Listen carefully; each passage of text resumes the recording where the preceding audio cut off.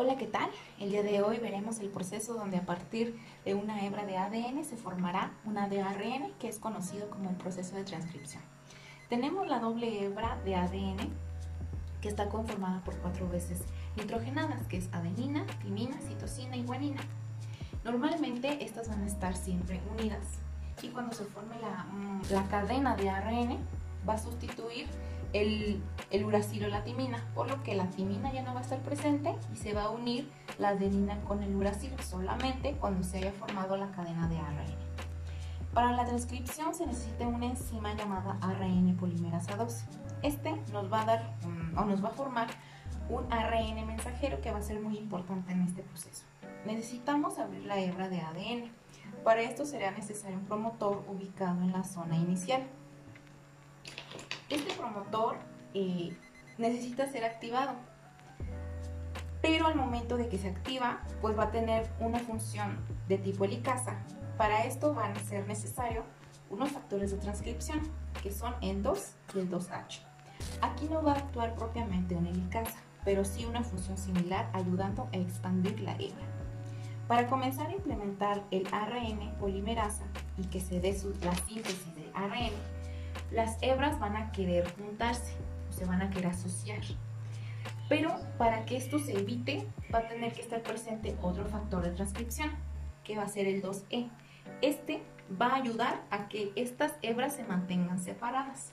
El ARN polimerasa 2 va a llegar al sitio de iniciación. Aquí va a formar una burbuja que va a tener una subunidad CTD. Este nos va a indicar si el ARN polimerasa va a estar en el sitio de inicio o en el sitio de elongación. En este momento va a estar ubicado en el sitio de iniciación porque no va a estar fosforilada. Cuando sí lo esté, nos quiere decir que se va a elongar. Ahora vamos a ampliar esta hebra para verlo más a detalle.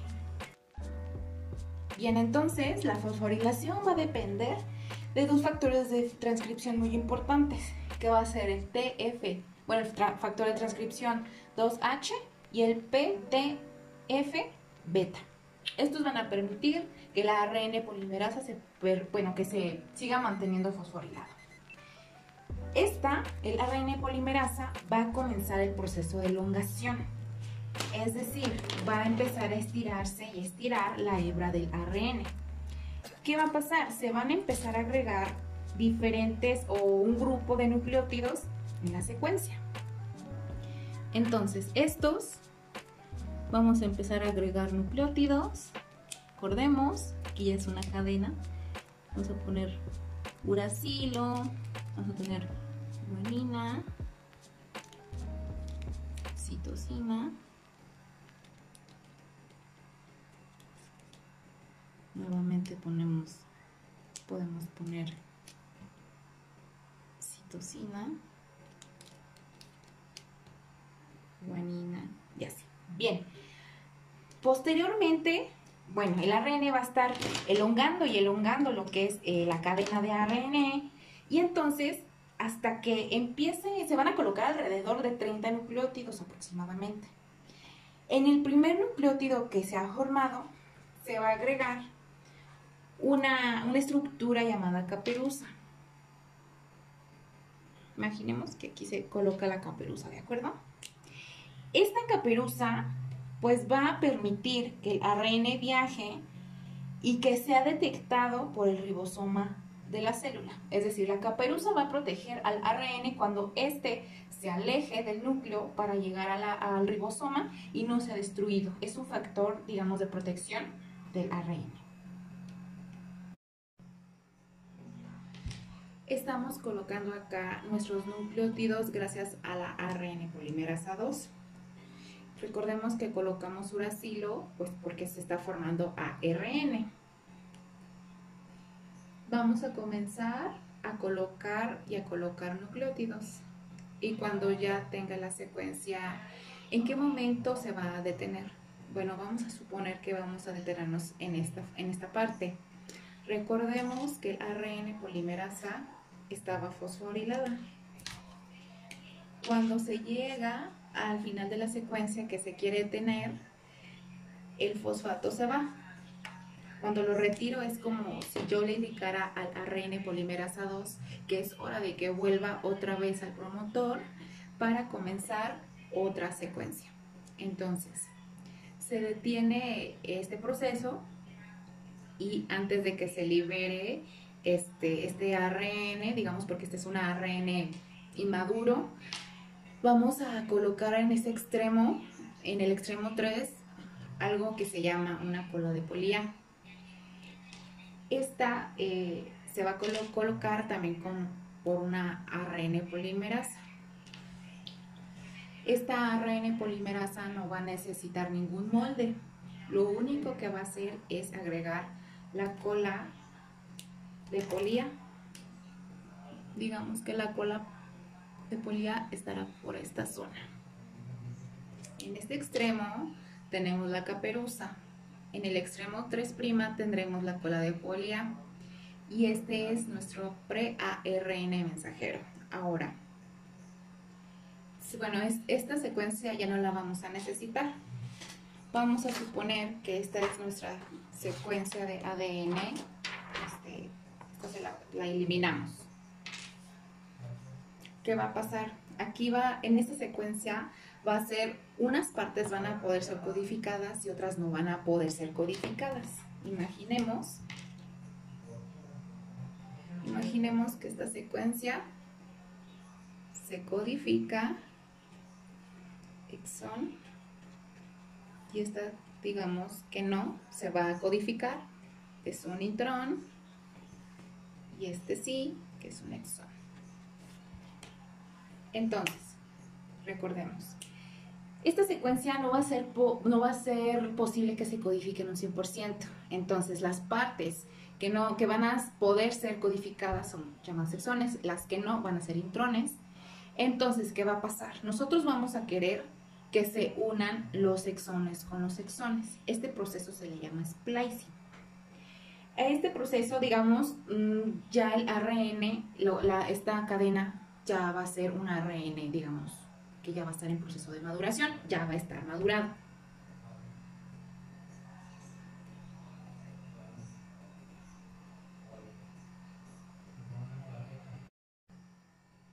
Bien, entonces tenemos que se va a llevar a cabo el proceso del splicing.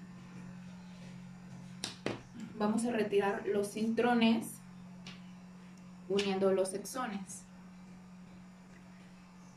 Bueno, esta secuencia se va, digamos, a eliminar, que no va a ser posible que se codifiquen, y posteriormente pues se va a formar un enlace fosfodiéster entre las secuencias que van a ser codificadas, que se va a cerrar.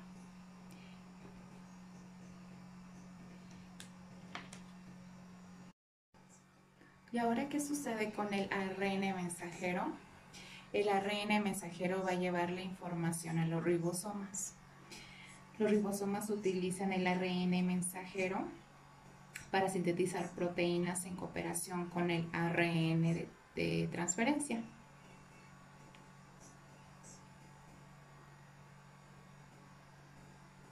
El mensaje del ARN está cifrado en el código genético, que es como un tipo de lenguaje biológico.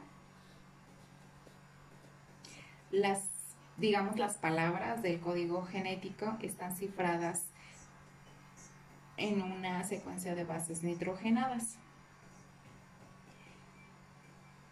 Para formar, digamos, una palabra de este código se requiere un mínimo de 3 bases nitrogenadas.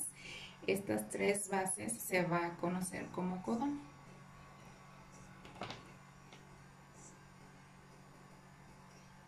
El codón va a dar una señal de inicio o de terminación del proceso de traducción.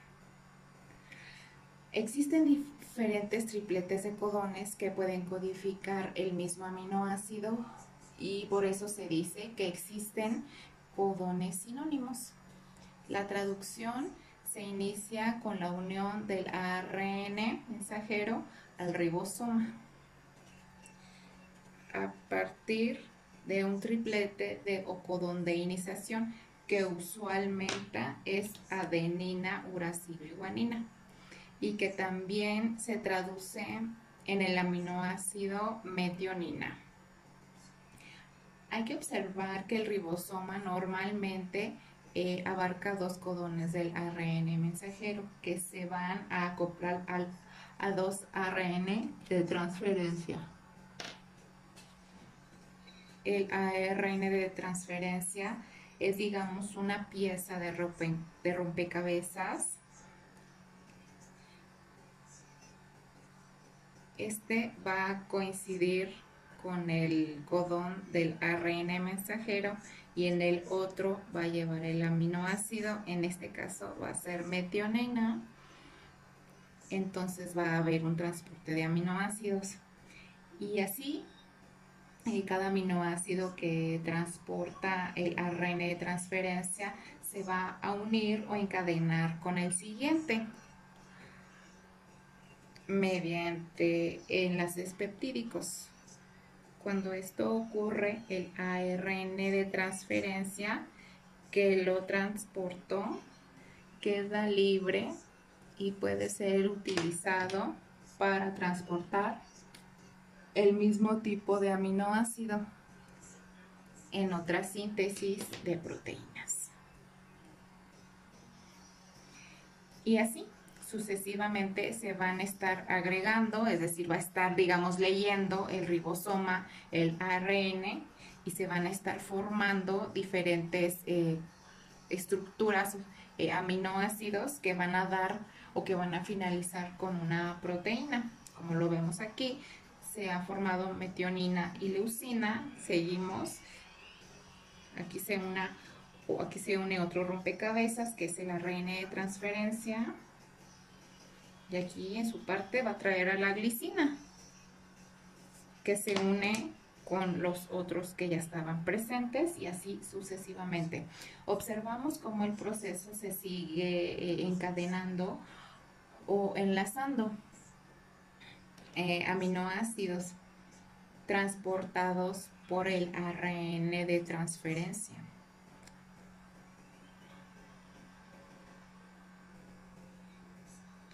El ribosoma hace un recorrido por los codones del ARN mensajero en el sentido 3', 5'3', y el proceso de traducción termina hasta topar con un codón de finalización al que no le corresponde ningún aminoácido, es decir, no se va a traducir en ningún aminoácido, solamente es una señal de fin.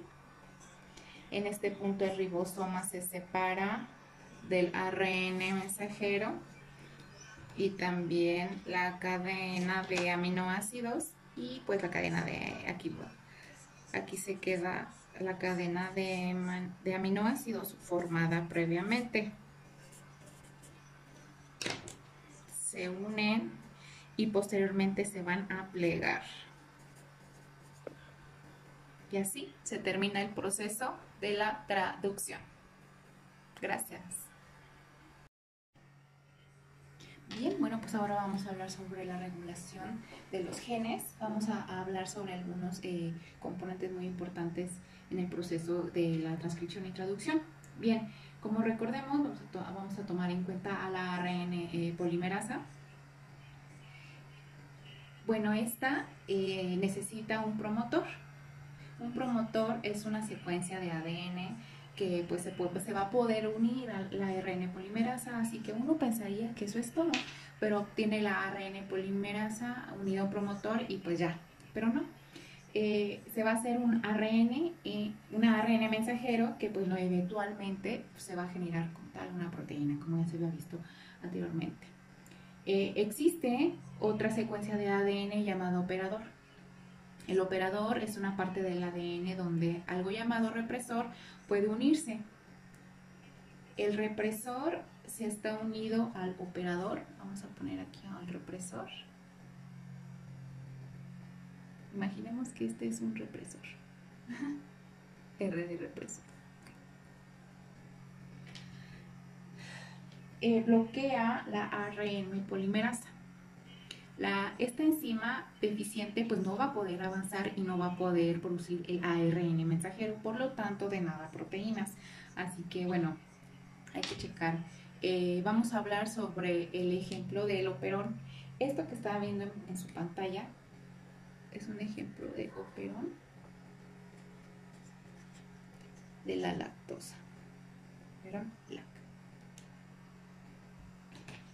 Hay que darse cuenta que hay una región promotora del ADN, la región operadora del ADN, y bueno, estos son 3 genes que van a codificar enzimas que ayudan en el proceso de la descomposición de la lactosa. La lactosa es un azúcar. Vamos a hacer aquí una lactosa para empezar a entender.